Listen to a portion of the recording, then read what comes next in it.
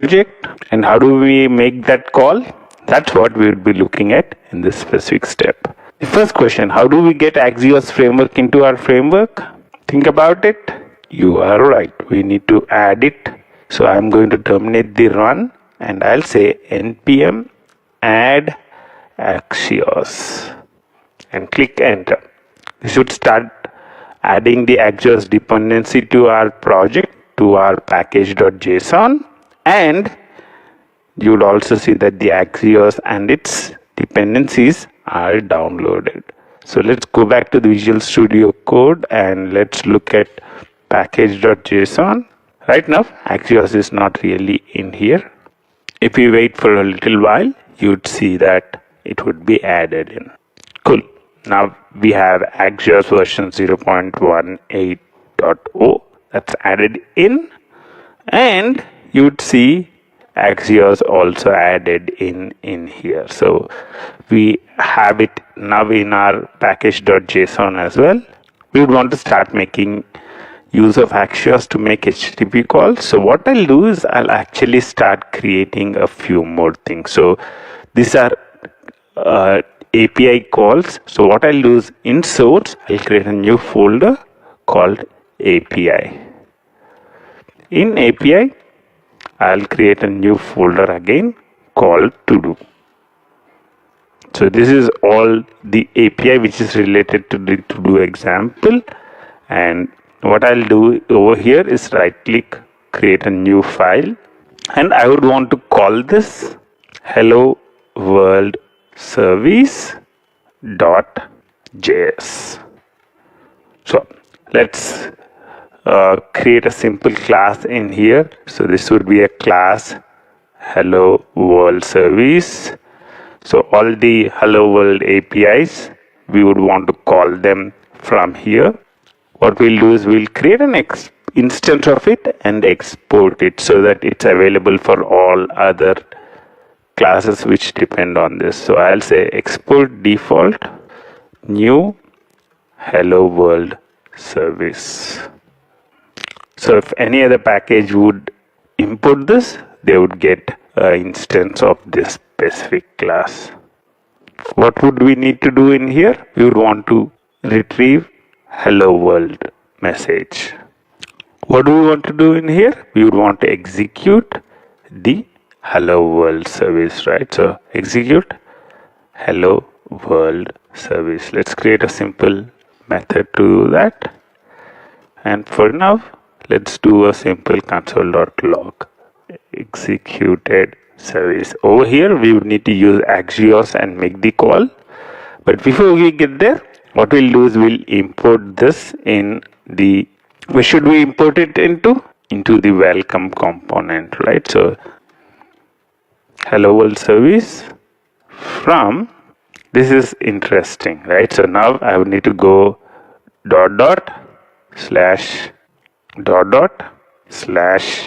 API /to do hello world service.js. So this is where the hello world service is defined in. So let's import that in first, and over here in the click of the retrieve message, what we'll do is we'll remove this and actually call hello world service dot execute hello world service. Let's see what would happen now. Let's save this and let's try and click the get welcome message. I click inspect and go to the console. It says retrieve clicked. It still says retrieve clicked. The reason is because we have not really started the application back again. So I've had to actually start the npm start. Whatever is running in the browser, if you refresh the page, actually nothing will be there. This is one thing which you need to be cautious about. Whenever we add a library, we need to make sure that we restart our browser instance. Cool. Now in 28 minutes, dummy login. Let's click get welcome message. I click inspect and see the console. So now you can see executed service. That's cool. we are getting the message from executed service. Now, how can we make use of Axios to make the call? It's very simple. All that you need to do is to do something called Axios dot get and pass in the URL you would want to execute. The URL I would want to execute, I'll copy it from here. Localhost 8080 hello world. So Axios.get and the URL that you would want to execute. Let's move this line up, or actually I can even comment it out and say return. So what we are returning down here is a promise. So I'll say import Axios from Axios. Once you have imported Axios, we can start making use of it. If you wait for a little while and then do a control click, you'll be able to see the documentation of the get method, or actually the code of the get method. And you would see that it's returning a promise back. So what we'll do in this method is we'll return the promise back. So each of these methods in the hello world service will return a promise back. And we will leave the responsibility of defining what to do if this call is successful, or if this call results in an error, in the welcome component, in the component which is making the call. We are making a call to the hello world service in here. So this is kind of the client to the hello world service, right? So over here we are getting a promise back. So the execute hello world service, what did we do? We are returning a promise back. What we'll do is over here we can define what should we do when it's a successful response. What should we do when it's a unsuccessful response? So if this request succeeds, what should I do? If this request fails, what can I do? That's what I would be able to define on the promise. Let's start with defining the successful response. Let's comment out .catch. Let's not worry about the error scenario right now. We'll come to it a little later. For now, let's take this success scenario. If the request is successful, we need to define a method call in here. We need to define what should we do. For now, what I'll do is define, if I get the response, I'll take it and I'll say console.log response. So it's very simple. All that we did is when a response comes back, we are taking it and putting it down to the console. Let's see what happens. Get welcome message. Oops, error. It's saying access to HTML HTTP request or XML HTTP request at this from origin has been blocked. Think about this. What is URL of the front end? Localhost 4200. What is the URL of the back end? 8080. So we are kind of making a call to one server from another server. And that's blocked by the backend right now. And that's the reason why we are getting this error. Let's take a break in here and let's see what needs to be done to fix this in the next step. In this step, we used Axios framework to make a call to the backend. We return the promise back. And on the promise, we defined what should be done when there is a successful response. I'll see you in the next step. Until then, bye-bye.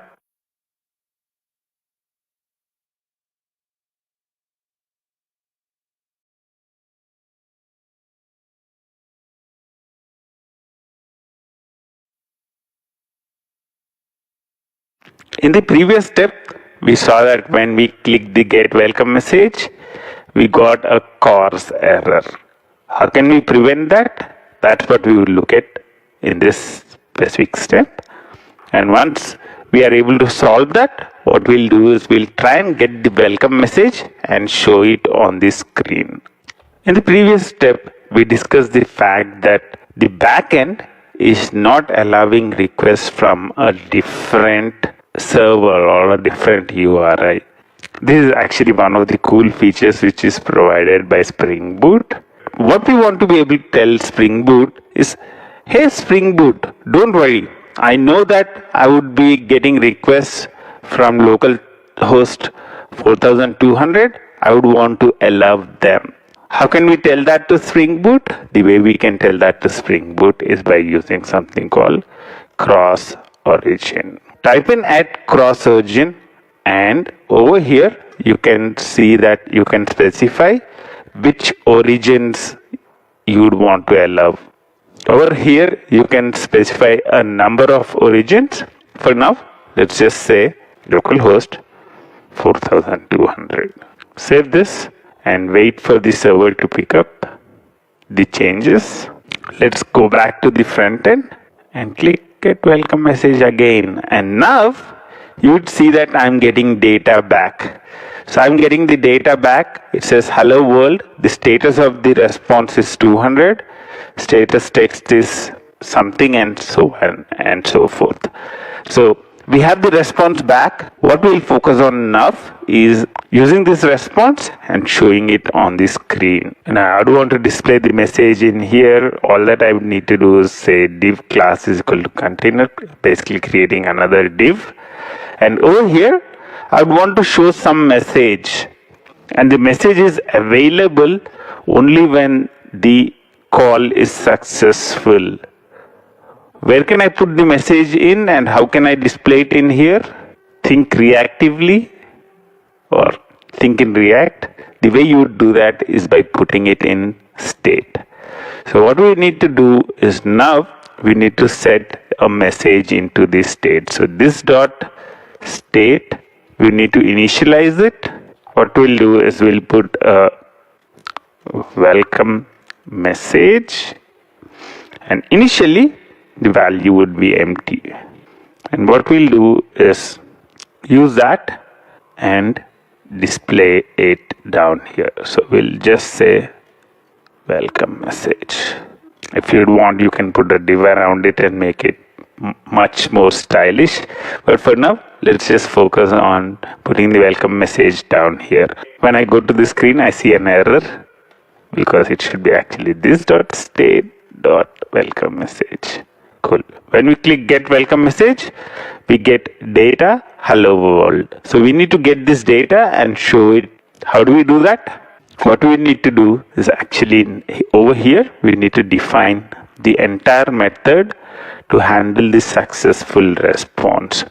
What we'll do for this time is to keep things simple. Let's create a new method. I'll call this handle successful response. Handle successful response. To this, I'll have response as the parameter. One of the things that we need to quickly do is to bind it. So this dot handle successful response is equal to this dot handle successful response dot bind this. And once this is available, what I can do over here is I can take the response dot data. So we get the data from the response, and that is what should go into. Where should we put it? We should put it to welcome message. Where is the welcome message present? Inside this state, right? So what we need to do is this dot set state and pass the welcome message. So I'll just need to copy this in here. Let's get rid of all this stuff. So all that we are doing is from the response we are picking something called data and showing it in the welcome message. You can actually see the complete structure down here, data hello world. So that's what we would be able to see in here. Now when I save this, it's still not showing the welcome message. Why? Because we have not really called handle successful response yet. So what I'll do is, instead of console.log, let's call handle successful response. Now it's saying handle successful response is not defined because I've not said this dot. Get welcome message, you'd see hello world, which is printed in here. One of the things that you can do is go to the network. So if you go to the network and click this, you would be able to see, let me minimize this a little and let me clear out everything which is present in here. What you'd be able to see when you click get welcome message is the request which is going out and in. So you'd be able to see all the request details. Let's maximize this a little.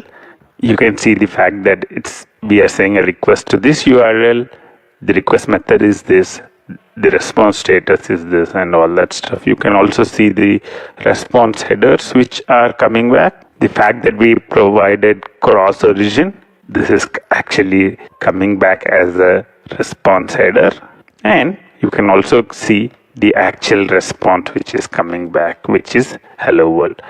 So you can use this to debug stuff. If something is not working, what you can do is actually come over here and look at this. So go to the network tab and see what requests are going in and going out. This is one of the most useful things that you can do to debug stuff when something is not working.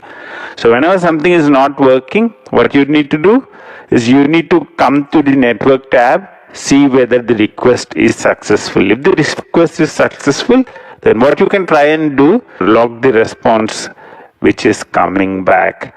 And once you log the response which is coming back, you can see how we are handling that.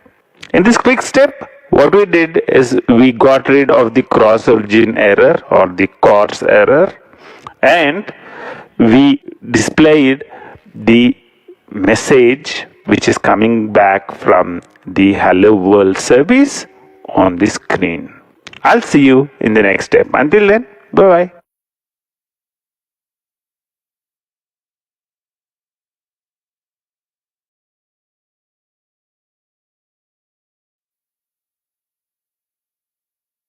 Welcome back.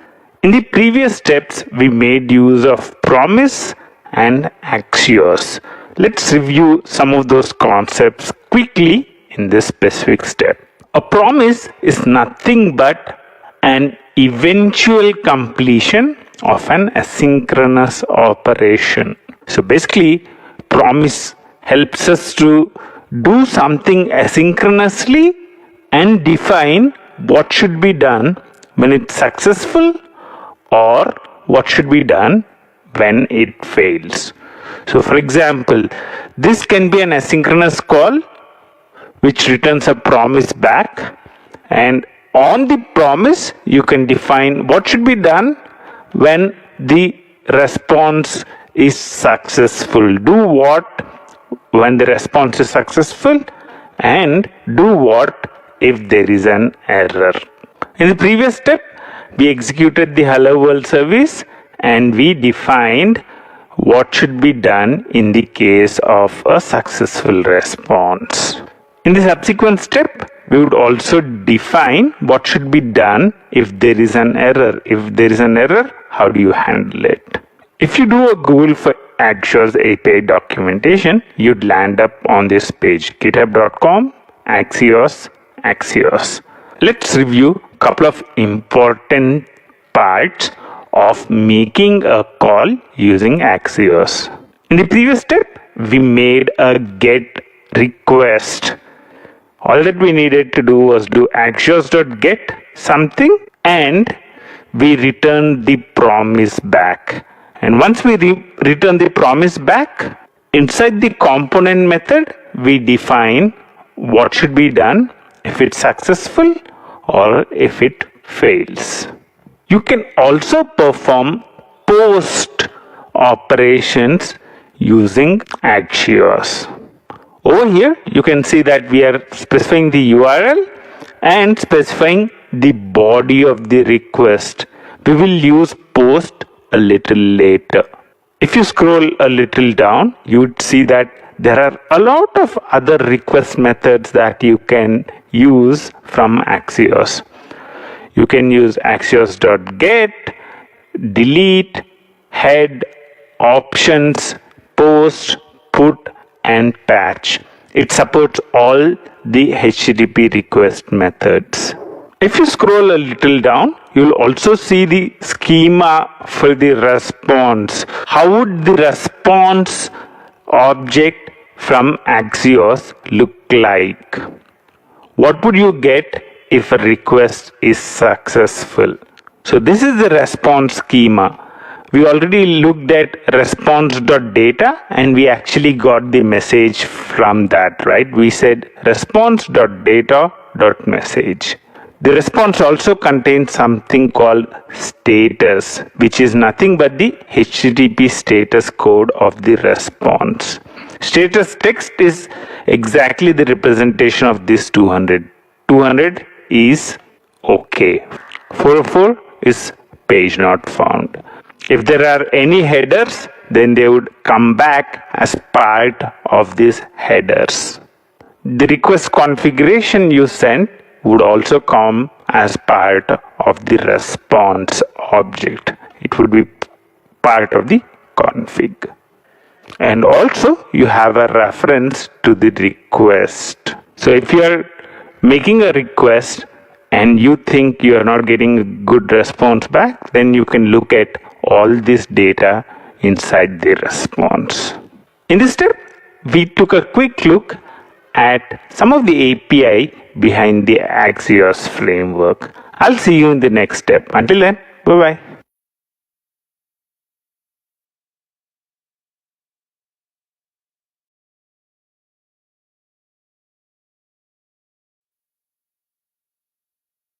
Welcome back.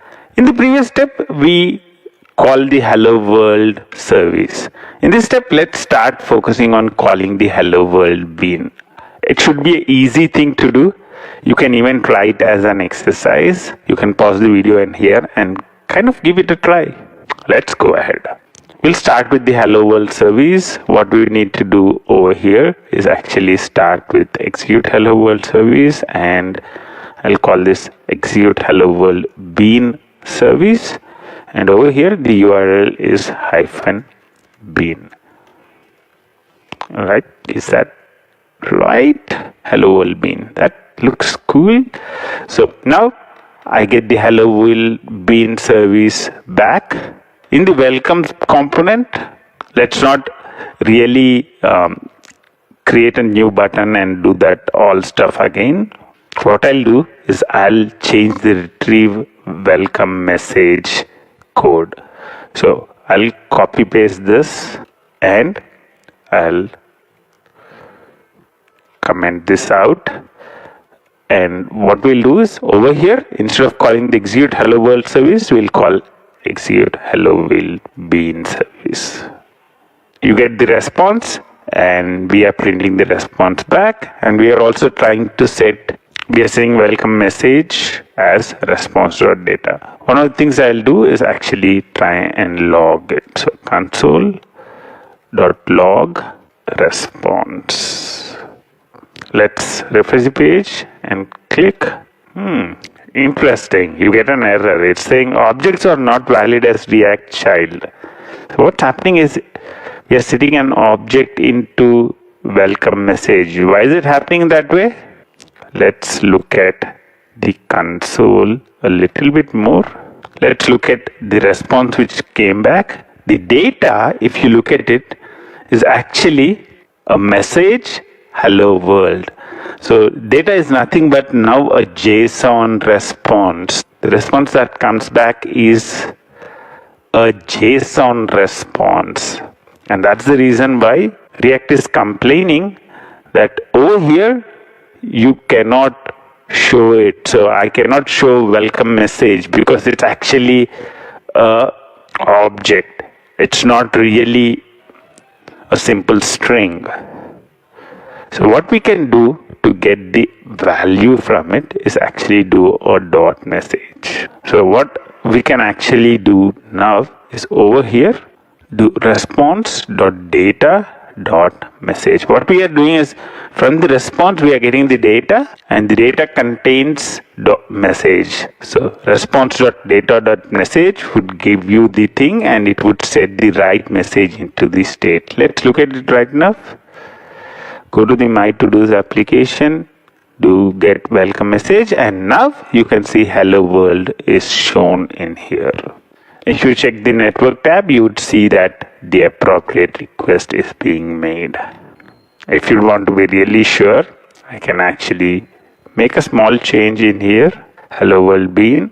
Wait for the whole thing to restart, pick it up, or you can manually stop and restart if it's not being picked up. And go ahead and click get, it will come message. You can see that hello world bean is being printed. Let's revert the change. Save this.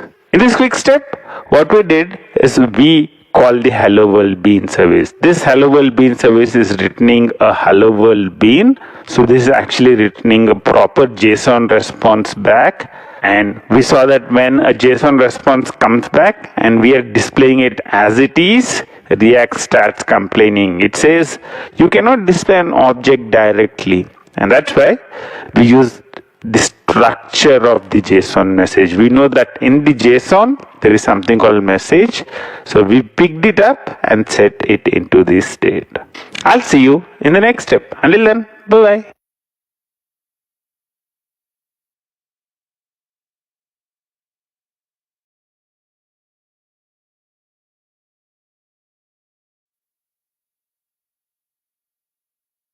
Welcome back. In the previous two steps, we executed the hello world and the hello world bean services. Now, let's look at another important feature, which is path variable. Right, so we would want to actually execute this service right now. We would want to be able to pass a name as part of our path variables and execute this service and get the response back and show it on the screen. How do we do that? Let's get started now. So hello world service, all that you need to do is go here, add another one. Execute hello world bean. Let's name it similar to here. We said hello world path variable. So I'll say hello world path variable service. And the URL to this is hello world path variable. So let's pick that up. Hello world path variable. Oops, double slash. Nope. Remove that. So make sure that you have the right variables. Over here, I would want to be able to pass in the name variable. So I can say $name. Can I? What should I do? I would need to actually accept name as a parameter. To be able to execute this service, the input is name.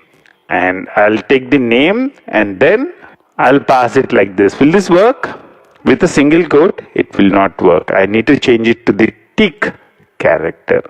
So when you use a tick character, what happens is the values get replaced. When I use this syntax, the name value gets replaced into this.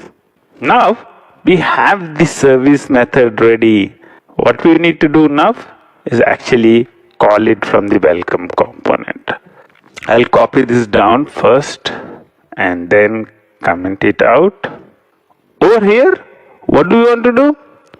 Hello world service dot execute hello world bean service dot then what we want to do is call execute hello world path variable.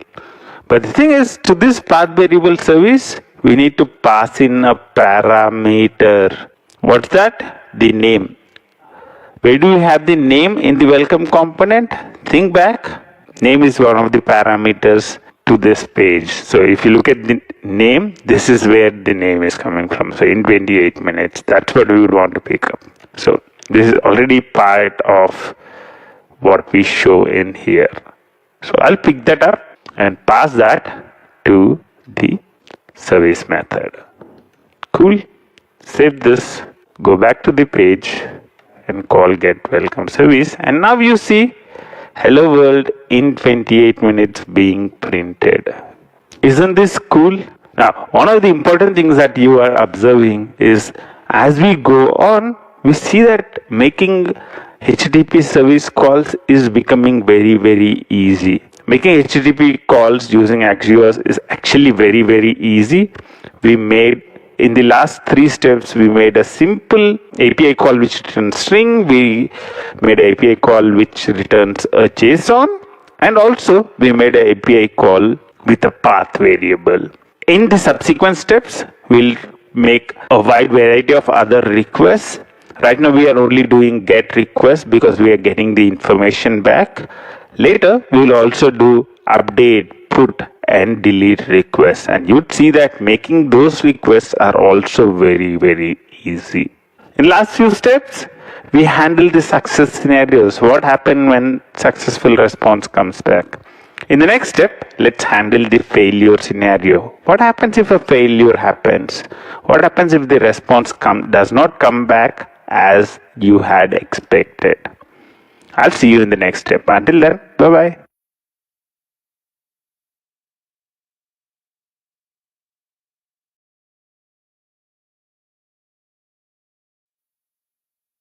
Welcome back.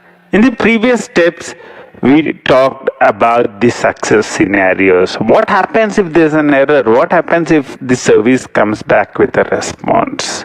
Actually, an error response. To replicate that, what I'll do is actually make this service throw a runtime exception. So I'll say throw runtime exception and say something went wrong. So I'm going to the backend, making it return a runtime exception back. Actually, I should say throw new runtime exception. Not sure why I'm missing the new keyword. Cool. Now you'd see that when I call the service, you would get an exception back. But what do we need to do? How do we handle that? Over here, what we can do is actually similar to handle successful response. We can define a method called handle error.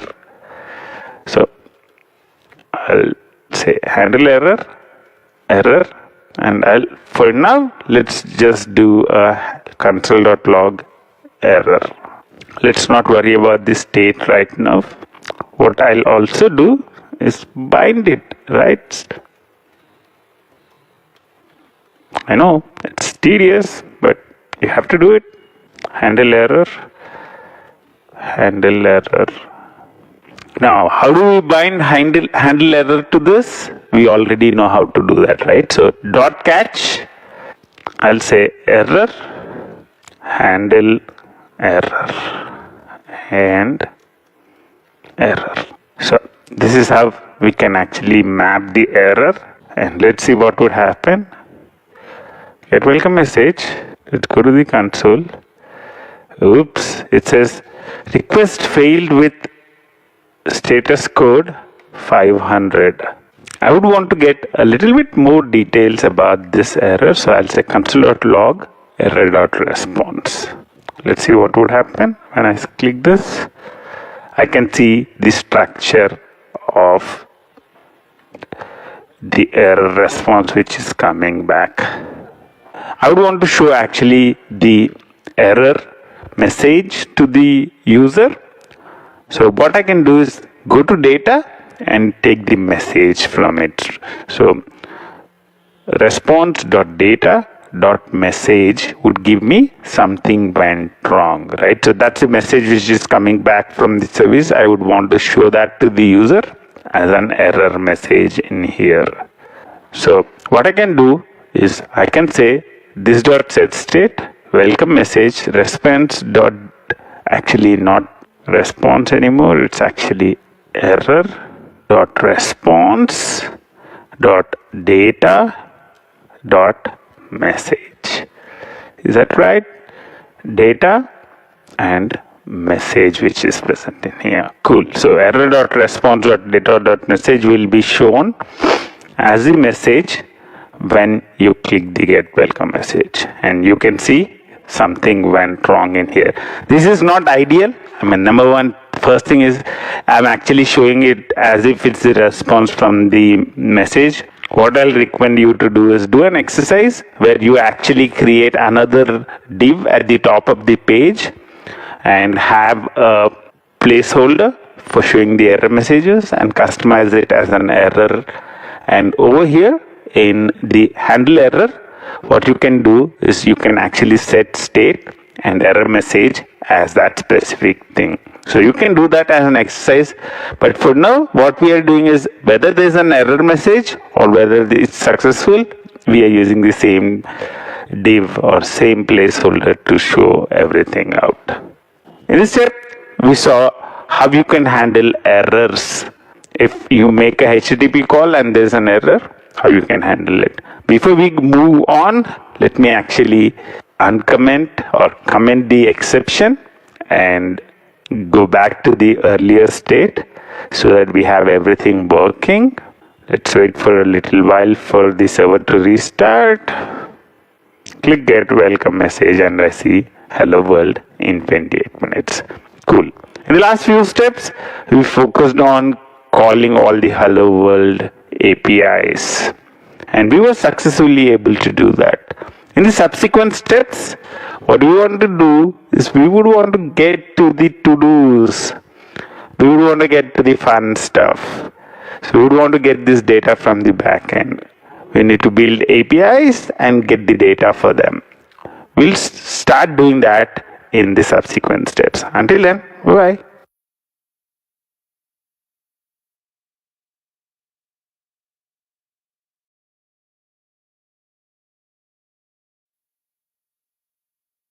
Welcome back. In the previous two steps, we created the login function.